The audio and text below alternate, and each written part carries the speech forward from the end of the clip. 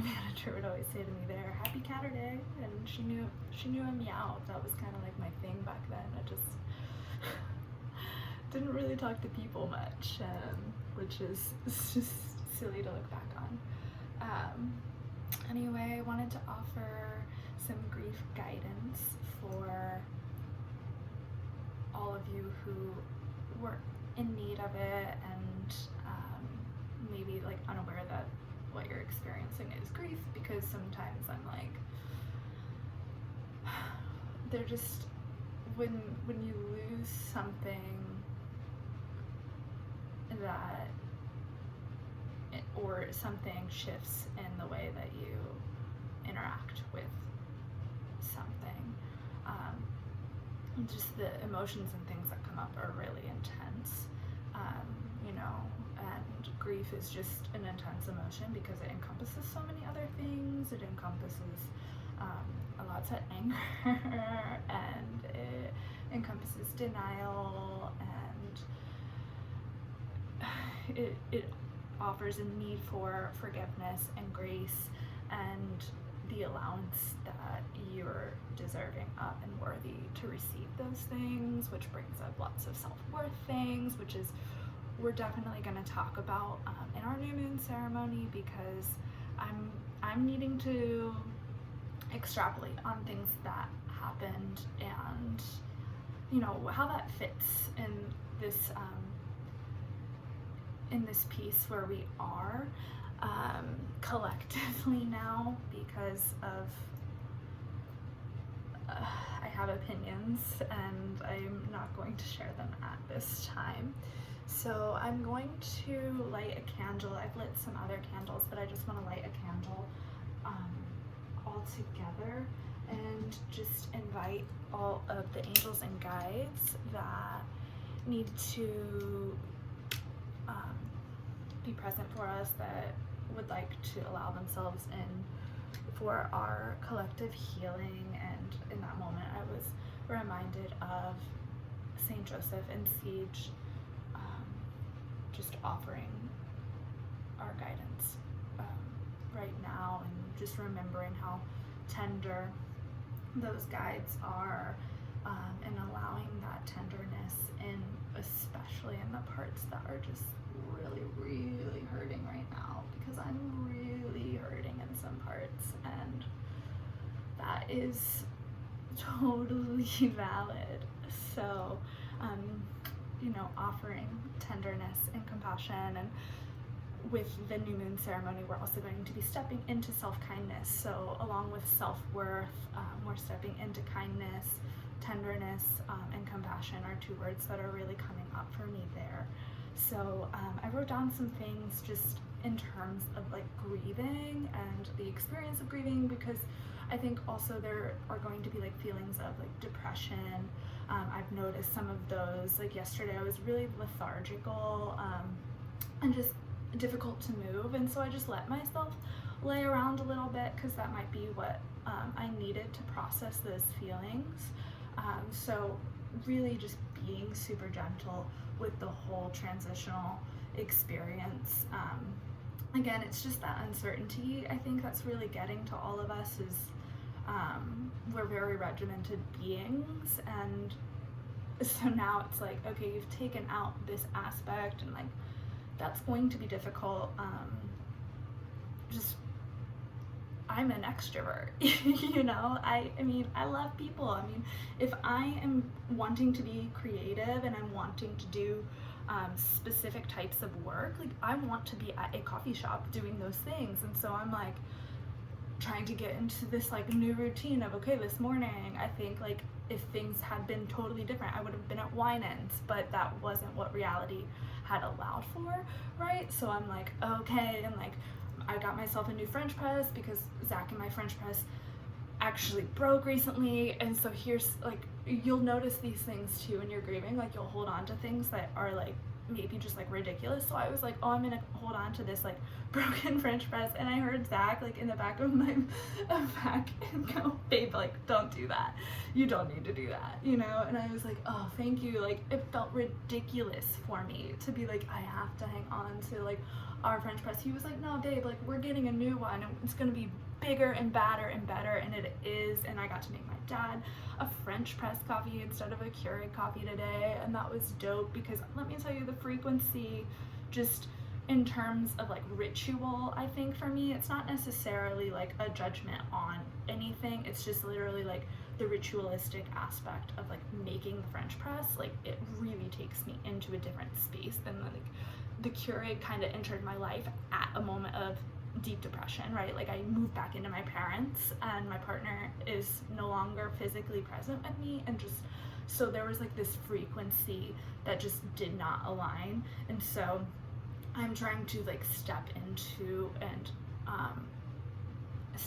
like the rituals that are very healing for me, and that is something in grief I noticed just with myself, and I'm noticing a little bit again, just being again very, very gentle with myself as like I step into these new roles and these new routines.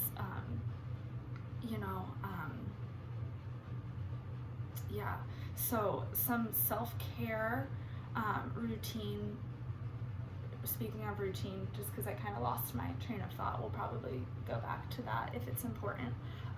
But some self-care routines, I'm gonna drink some tea. Getting so far ahead of myself. Okay, so human design moment. Anybody with gate 17, gate 17 is connected to the ajna. I have that. I know Amanda also shares that with me. I believe like my sister has it. It's an Aries energy. It's like right here. So the right eye. It is about omniscience. It's about farsightedness. And okay, so good. I thank you. Just thank you, because that's happened to me in this whole thing, right? Like that happened to me with the restaurants. Like I was like, oh my gosh, like this is over, this is done. And that experience of the restaurants closing, and oh my gosh, it brought up so much. I mean, I was ready to like go to battle with Cameron Mitchell, and it took me a few days to like fully encompass the whole thing, and like listening to him talk about like rent. What? I mean, I can't even imagine what the rent for the Guild House is. Like I can't even fathom that, you know what I mean? So I'm like, okay, so like that's tough. Like we're all in a collective pickle here. So like how can we be of service to each other during this time is a really great question to ask, because we do have practices set for ourselves. And as someone who's been grieving, it's wild. So it's just like slowing down, right? That's what I'm saying about this like far-sighted energy. Okay, like cool, Mary Kate, you can like see down the road, but like I don't have the details, so I actually have like no clue like what the details are. I'm like, oh, like that's where we're heading, you know what I mean? If like we allow that to happen like collectively, that's very realistic. But I think I don't necessarily have like any like details, which then allows me, I think, to be a little bit more creative and like guiding,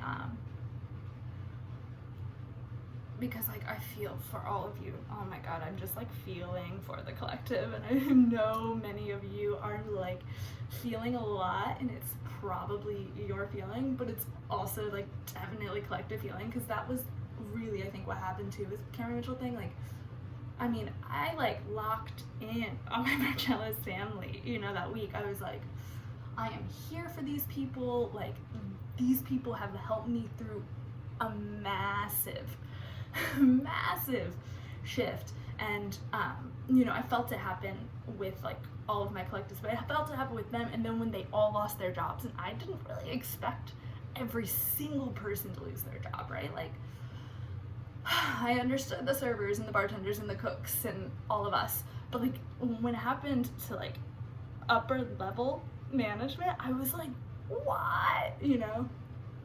So we're gonna calm down. So like, it's just like true American grief is so insane, and like this time is nuts. So some routines to practice that have been helpful to me in my grief are like beauty routines. I like dropped my therapist for a little bit because I was like, I just like really want to be able to afford a facial. Like I just wanted to like feel like my skin could be healed and that it was beautiful. And so like I allowed for that, and it was very, very nice. So one thing that I have I'm practicing is going to be just like more beauty routines. I'm gonna take off my gel nail polish on my own. Like that's gonna be really interesting. Like I'll keep you posted on that.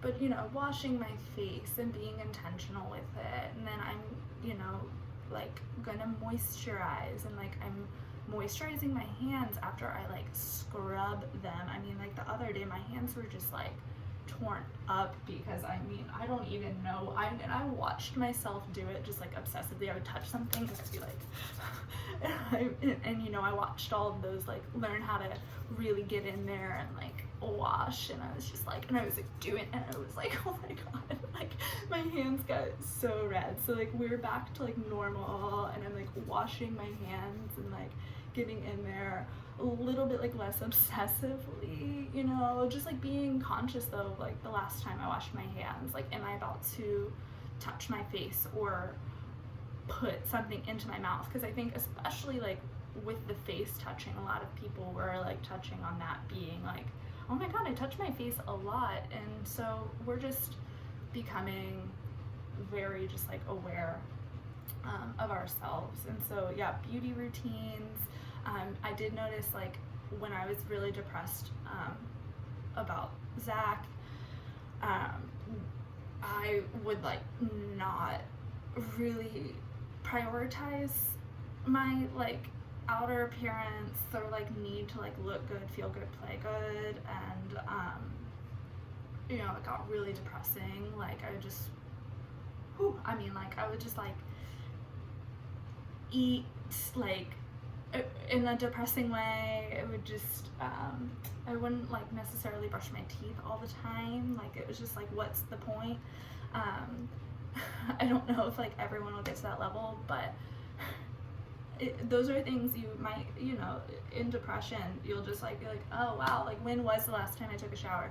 Zach worked from home, and like I would come home and I'd be like, when's the last time you showered, babe? And he'd be like, oh man, like 3 days ago, you know? So just like those things will make you feel better. Like they really will. Just like letting yourself like remember your beauty. Like I dressed up, I'm like wearing a rosary, like we are calling in angels and guides that, you know, I had lost faith in at a certain point. Like we'll talk about that.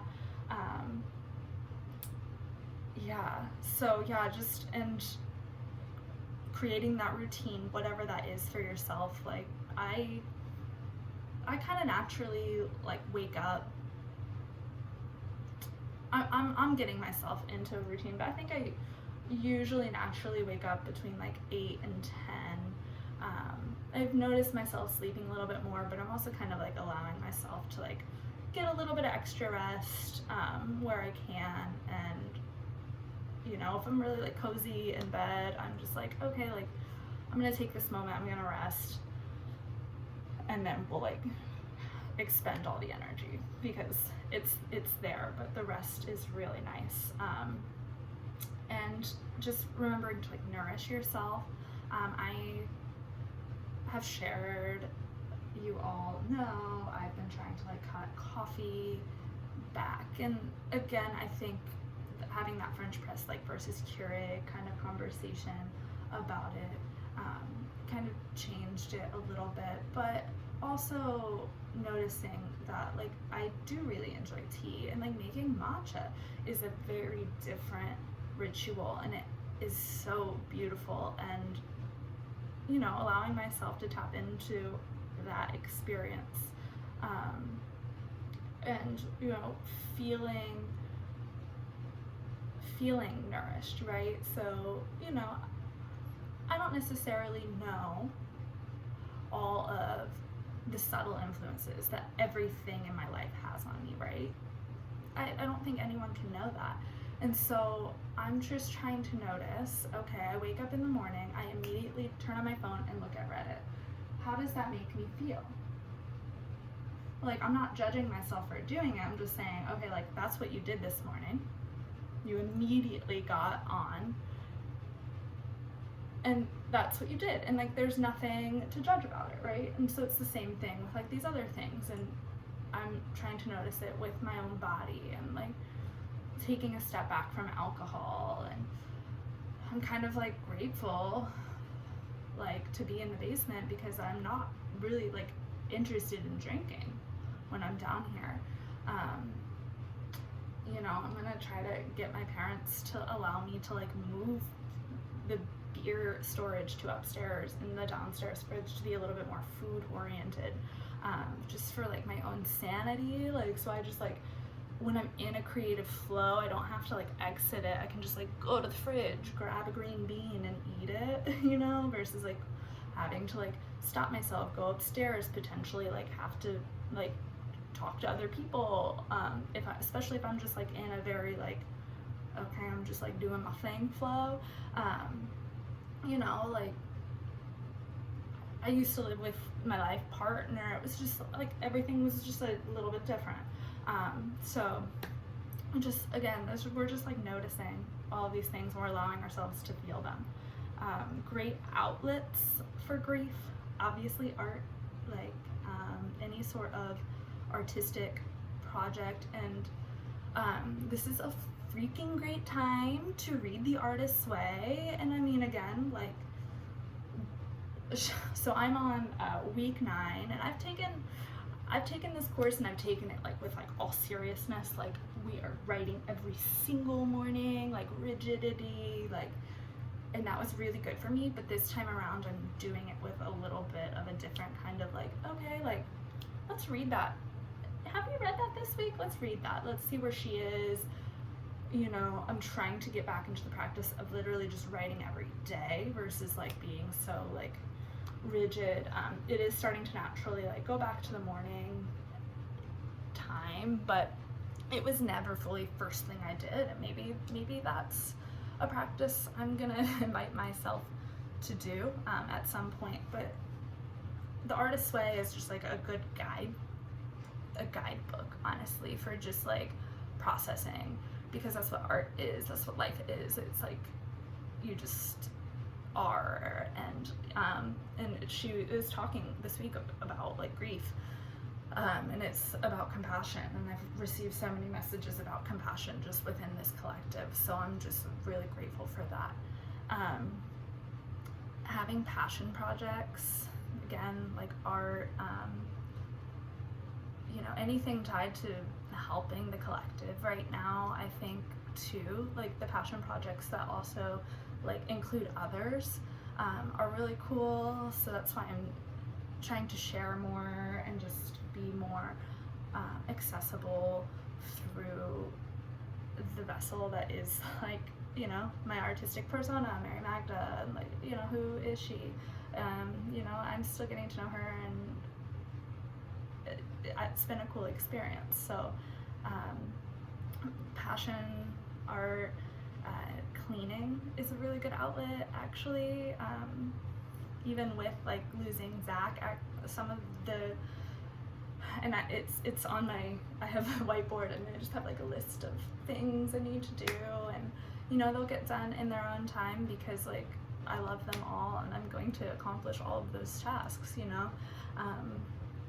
and they're all going to help all of us. But one of my projects is to clean again and to like maybe like lift up. I mean, people's basements flooded, y'all. Like, I have to like be aware I'm living underground, and like we're living in just wild times. So I was like, okay, that's a good call to kind of like lift up and see if there's like a rearrange that needs to happen in my living space right now, you know, a little feng shui for the mind. And that was helpful. And in losing Zach, when coming here and making this my home, you know, like it's still our home, because like I was really still like needing us to have that nest, and like I love it. Like I can connect to him in that little love nest, you know, and it is just so lovely. But I had to build that, and I had to go through our stuff, and I had to feel those feelings of like, he's not here, like this isn't right, but it is, you know. So that's like grief, and like having an outlet for your grief, like having that physical thing that you're doing, not just like letting it like run its script, is helpful again. And writing is really just great.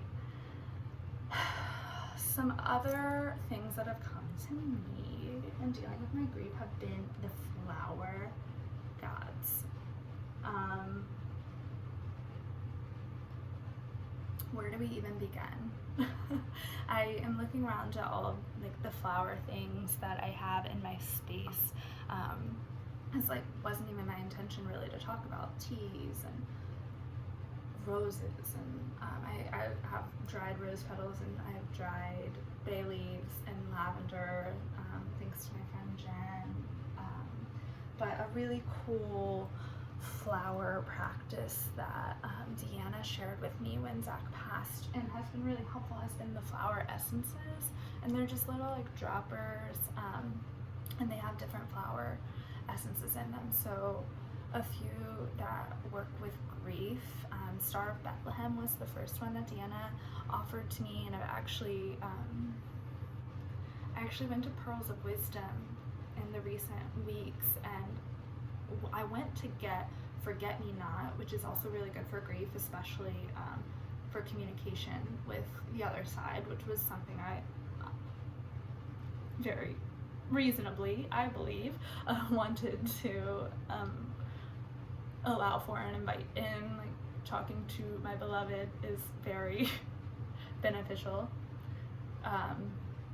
but they didn't have it, so I got more Star of Bethlehem, just like out of the blue. And then all of this kind of like traumatic collective energy happened, and so Star of Bethlehem will help with like any sort of traumatic thing that's occurring. I also work with dogwood and fawn lily, and those are for like grace and like social interactions. So those things can help. And then just a few crystals for grief, if you're into crystal healing. Morganite was one that I was gifted, just like, of course, like Amanda was just like, hey, like you need this, plob, like she had no idea. And it is about divine compassion. Rhodochrosite was one I wrote down. It helps with inner child work as well. And I believe like inner child work and shadow work have very similar connections to one another. So working with rhodochrosite can help. It also offers grace, which is really important to be able to offer yourself. Rose quartz, one of my all-time favorite crystals ever. Aquamarine, we've talked about. It's come up as a message from spirit for our collective, and it also helps with grief. My dog necklace, like weirdly, like I put on aquamarine. I actually remember now. I was like, why did I randomly do that? No, duh. For my friends, because you know it's also for friendship. Aquamarine, which I love. Like, why did I was like, wow, like what foresight, but it was also like I'm with my girlfriends, but it is also for grief, right? So friendship will help us through this grief. I put labradorite because it banishes negativity and is like so beautiful to look at. You probably can't even, yeah, you can. You can see that flash. Like, I didn't even know labradorite really did that until I started working with rocks success. So yes.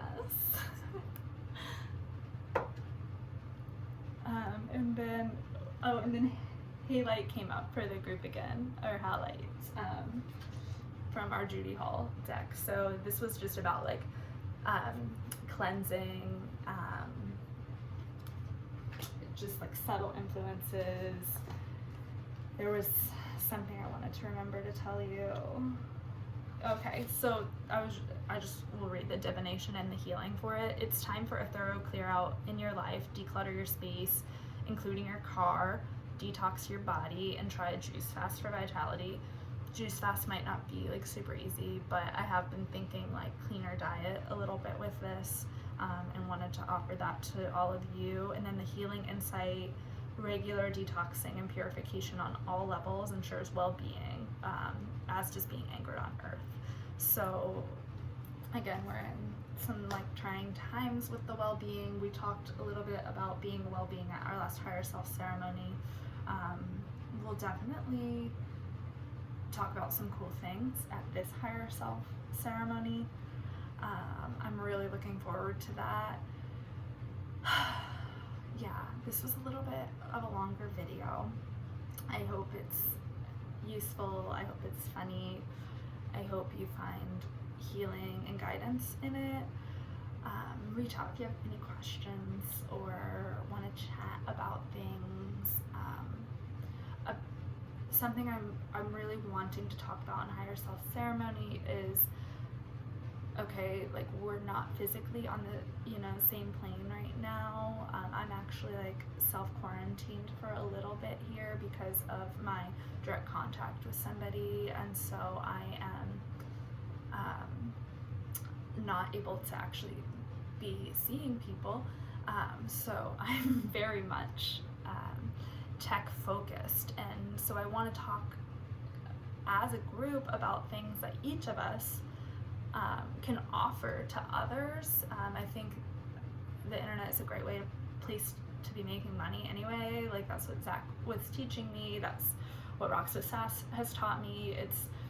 There are ways of still like being able to like live our lives even if we're underground or inside. And so I want to just have like a little talk just about how can we share our gifts, and what are our gifts, and what are things that we can like help each other with, and how can we do that as a collective. And so we'll also talk as a group about whether or not we want the group to be private. Kind of my ideas behind that were just like, hey, like just like safe space to like share really vulnerable things, because grief itself is a really vulnerable thing. Emotions in general are vulnerable. Creativity is vulnerable. So I was like, if it's closed, then we are just amongst one another. Also, another reason I wanted to close it, I was thinking about doing like a Patreon type thing, and having different tiers, and then we could have like money coming in as a group. So those were reasons I was thinking about closing it, but like reasons I'm thinking about keeping it open are like if we're starting to like promote like from that space, then it's like, how are people gonna know, which healer to go to, like if they are wanting crystal guidance, or if they're wanting like human design guidance, or they're wanting like body guidance, right? How are they gonna know if the group is private and they can't like access those people? And also, yeah, just are these tools that I'm giving, and hopefully like all of us will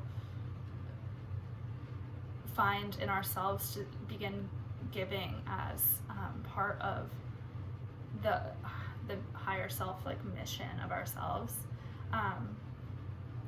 Like, do we just want that to be accessible information? yeah, just like so many ideas. I just have so many ideas, and I'm looking forward to chatting with all of you. I'm gonna be popping on to Mary Magda in a little bit and mixing, and so I'm inviting any of you who watch this all the way through, because you're a true one. Like, dang, I'm not even sure if I'm gonna watch it all the way through. I probably should though. But anyway, I'll be on that Mary Magda account mixing, and I invite you to do the request to get on, just so we can like see what that even means, because I have no idea. So, could I read about it on the internet? Sure. So I'm just sending you lots of love, lots of light, lots of healing, wisdom, and guidance, and I am sending you gratitude for tapping into the part of you that is a healer through this great change in the human way of being. So I love you so much. Take care, and I will see you so soon.